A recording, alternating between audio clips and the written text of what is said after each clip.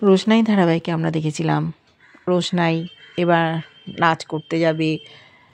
ও রুদ্রপ্রসাদজিকে প্রণাম করেছে, আশীর্বাদ চেয়েছে।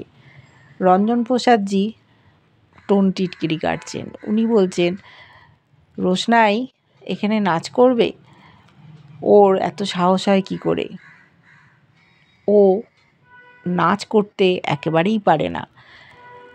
এমনভাবে ওকে আমি মাটিতে থুবড়ে ফেলবো, ও আর মুখ তুলে উঠতে পারবে না।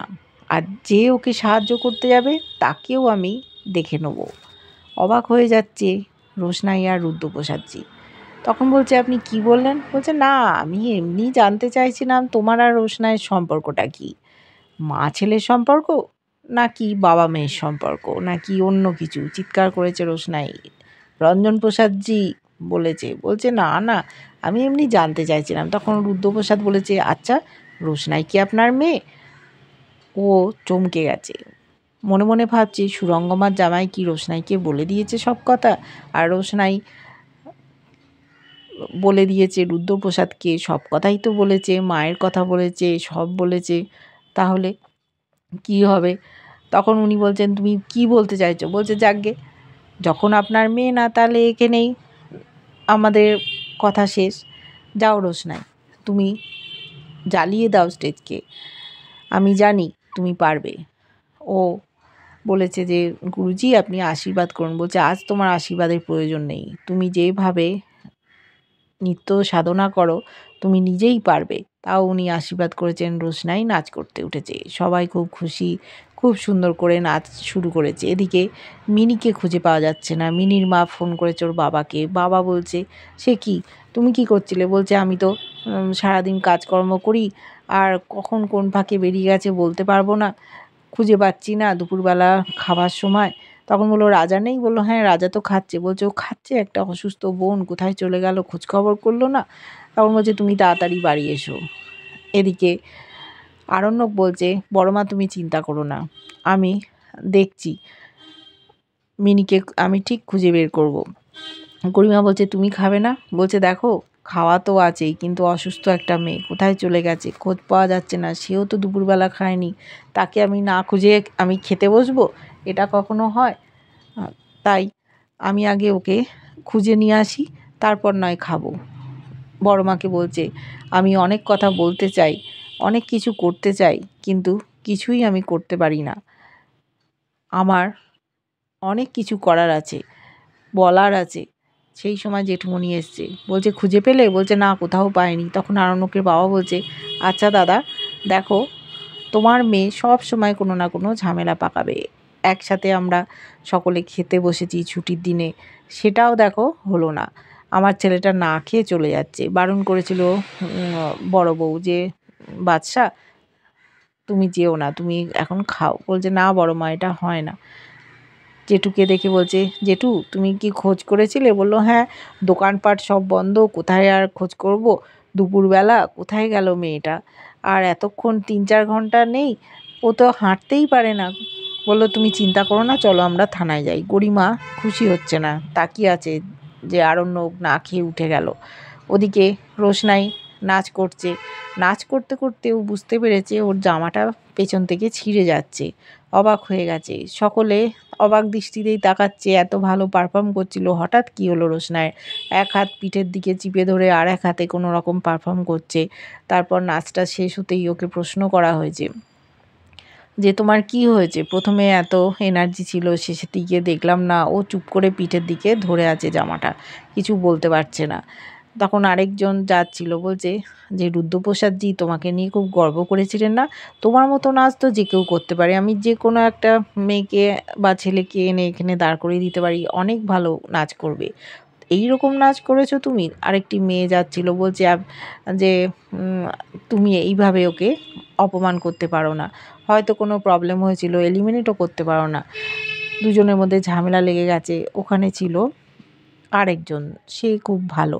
সে বলছে যে, তোমরা নিজেদের মধ্যে ঝামেলা করো না। এদিকে ওরই বন্ধু আদিত্য কাপুরকে ডেকেছিল এই নাচের উইনার ঘোষণা করার জন্য। আদিত্য কাপুর আসছে, সেই সময় দেখতে পেয়েছে রোশনাই স্টেজে নাচ করছে। রোশনাইকে দেখে অবাক। রোশনাই এখানে একটি লোককে ফিট করেছিল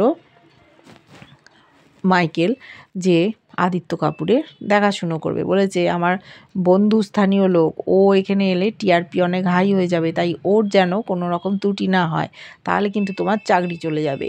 সেই লোকটি আদিত্য কাপুরকে ভিআইপি চেয়ারে আনতে গেছিল, কিন্তু রোশনাইয়ের নাচ দেখে ওখানেই দাঁড়িয়ে পড়েছিল, দূর থেকেই নাচ দেখেছে। এদিকে মিনির খোঁজে থানায় গেছে। থানায় গিয়ে ওরা ডায়েরি করেছে, মিনির ছবি দেওয়া হয়েছে। বলছে যে মিনি কোথায় গেল, মিনিকে তো আমরা খুঁজে পাচ্ছি না, আমার অসুস্থ মেয়ে। পুলিশ অফিসারকে বলছে আপনি একটু খুঁজে দেওয়ার বন্দোবস্ত করুন, আমি ওর মাকে গিয়ে কি বলবো, কোথাও খুঁজে পাওয়া যাচ্ছে না। উনি বোঝাচ্ছেন যে আমরা চেষ্টা করছি, আপনি ভেঙে পড়বেন না।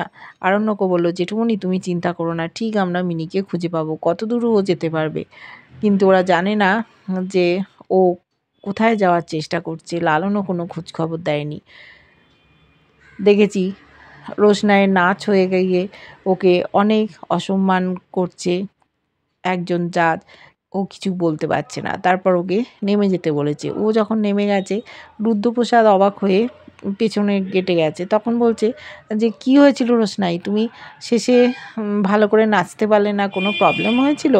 ও তখন বলল আমার জামাটা কেউ কেটে দিয়েছে। বলছে তার মানে? তখন উনি নিজের কোটটা খুলে ওকে দিয়ে দিলেন, বললেন যাও যাও তুমি শিগগির চেঞ্জ করে এসো। ও চেঞ্জ করতে গেল। এদিকে মিনির খোঁজে পরিবারের লোকেরা অস্থির হয়ে উঠেছে, কোথায় গেল মিনি। পরিবারের কিছু লোক তো পছন্দ করে না, কিন্তু যারা পছন্দ করে তারা খোঁজখবর করছে, মন খারাপ করছে, কোত্থেকে খুঁজে পাওয়া যাবে। তারপরে উইনার ঘোষণা করার পালা এসেছে। মাইকেল আদিত্য কাপুরকে বলছে তোকে এখানে আনার একটাই কারণ, যে তুই এখানে আসবি, উইনারটা ঘোষণা করবি। বলছে ও, আমাকে যদি তোরা এইভাবেই ডাকবি তাহলে আগে ঠিকঠাকভাবে ডাকতে পারতিস, আমি তাহলে ড্রেস আপ করে আসতাম। বলছে তোর ড্রেস আপের কোনো প্রয়োজন নেই, তুই আদিত্য কাপুর, তোর নামেই লোকেরা তোকে ছেঁকে ধরবে, তোর কোনো ব্যাপার না। বলছে আমি এসছি, টিআরপি বেড়ে যাবে, তাহলে তুই যা পাবি তার থেকে অর্ধেক দিস। বলছে তুই চিন্তা করিস না, প্রডিউসার আছেন, উনি তোর পারিশ্রমিক দিয়ে দেবেন। বলছে আরে আমি মজা করছিলাম, আমার ভালোই লাগে, এসছি এখানে, তুই ডেকেছিস আর আমি আসবো না? দুই বন্ধুতে কথাবার্তা চলছে। তারপর বলছে তোকে কিন্তু উইনারটা ঘোষণা করতে হবে। ও বলছে কেন ভাই, আমাকে এই সব দায়িত্ব দিচ্ছিস, এটা আমার ভালো লাগে না, এমনি অনুষ্ঠান দেখলাম, তোর সাথে তো দেখাই হয় না, তোর সাথে দেখা করব বলেই আমি এখানে এসেছি, এই সব করার কি দরকার। বলছে তুই দে না, তোকে দেখলে দেখবি সবাই কত খুশি হবে, আদিত্য কাপুর এসছে, এই ব্যাপারটাই লোকের মধ্যে ছড়িয়ে গেছে। অনেকে সেলফি তুলছে আদিত্য কাপুরের সাথে। রোশনাইকে দেখেই আপ্লুত হয়ে গেছে, কেননা রোশনাইয়ের সাথে কাজ করেছে, ওকে ঠিকানা দিয়েছিল, ফোন নাম্বার দিয়েছিল, যদি কোনো দিন মুম্বাই আসে যেন দেখা করে। বলেছিল যে আমি কোনো ফিল্মে তোমাকে চান্স করিয়ে দেবো, কিন্তু ও করতে চায়নি। তারপর উইনার ঘোষণার পালা। সব যারা নাচ করেছে তারা স্টেজে দাঁড়িয়ে আছে, কাকে উইনার ঘোষণা করা হবে। সেখানে আদিত্য কাপুর বলছে দেখুন, আমি এই স্টেজ থেকেই আজ উঠে দাঁড়িয়েছি, আমি শিখেছি এখান থেকেই কিভাবে নিজেকে তৈরি করতে হয়, কিভাবে নিজেকে মাথা ঠান্ডা রেখে এগিয়ে যেতে হয়, সমস্ত শিক্ষা আমার এখান থেকে। আর যে আমাকে সহযোগিতা করেছে সে আর কেউ নয়, আমার এই ভাই মাইকেল। মাইকেল তুই স্টেজের ওপরে উঠে আয়। মাইকেল তখন স্টেজে উঠে এলো।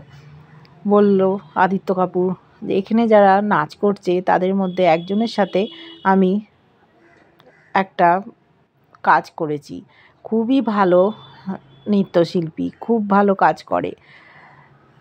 তখন রঞ্জন প্রসাদ ভাবছে আদিত্য কাপুর কার কথা বলছে, রোশনাইয়ের কথা নয় তো। মনে মনে চিন্তা করছে যে আদিত্য কাপুর আর যদি আবার রোশনাইকে প্রমোট করে দেয়, এইখানে তো ওকে থামিয়ে দেওয়ার চেষ্টা করেছিল, কিন্তু আবার যদি আরেকজন ওকে ধরে নেয় তখন কি হবে।